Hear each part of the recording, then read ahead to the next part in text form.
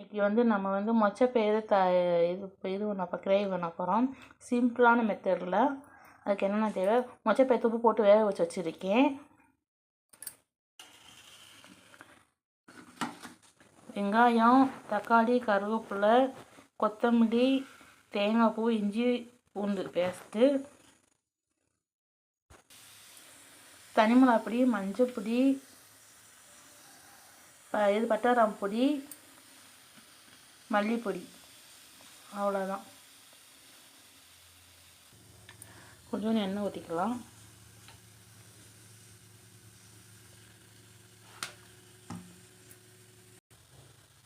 எண்ணெய் காஞ்சிச்சு, கொஞ்சம் சோம்பு போட்டுக்கலாம். வெங்காயத்தையும் கருவேப்பிலையும் போட்டுக்கலாம்.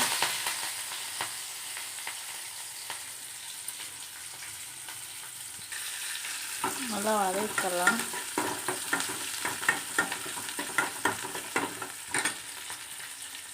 தக்காளி பழத்தை கட் பண்ணி வச்சுருக்கோம், அதை போட்டுக்கலாம். 2 உப்பு போட்டுக்கலாம், கல் உப்பு. இந்த பயிரில் போட்டு வேக வச்சுருக்கோம், இதில் கொஞ்சம் போட்டுக்கலாம். நல்லா வதங்கிட்டு நல்லா வதங்கி வச்சு இஞ்சி பூண்டு பேஸ்ட்டை போட்டுக்கலாம். கொத்தமல்லி தழை கொஞ்சம் போட்டுக்கலாம்.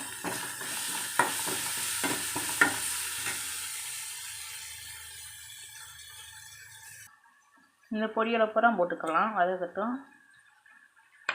தனிமிளகாய் பொடி, மஞ்சள் பொடி, பட்டராம் பொடி, மல்லிப்பொடி போட்டுக்கலாம். போட்டு வதக்கலாம். உப்பையை போட்டு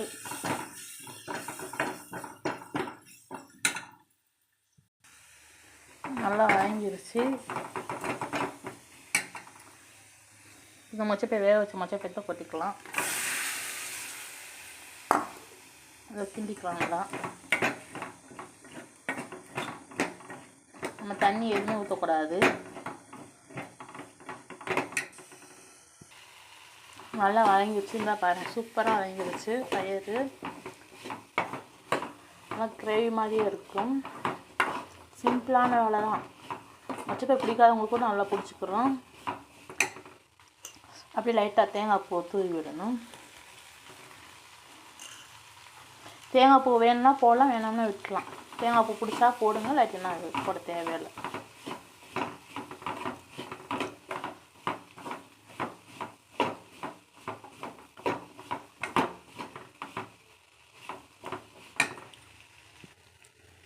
ரெடி ஆயிடுச்சு. கொத்தமல்லி லைட்டாக தூவி விட்டு அவ்வளோதான், அடுப்பு ஆஃப் பண்ணிடலாம்.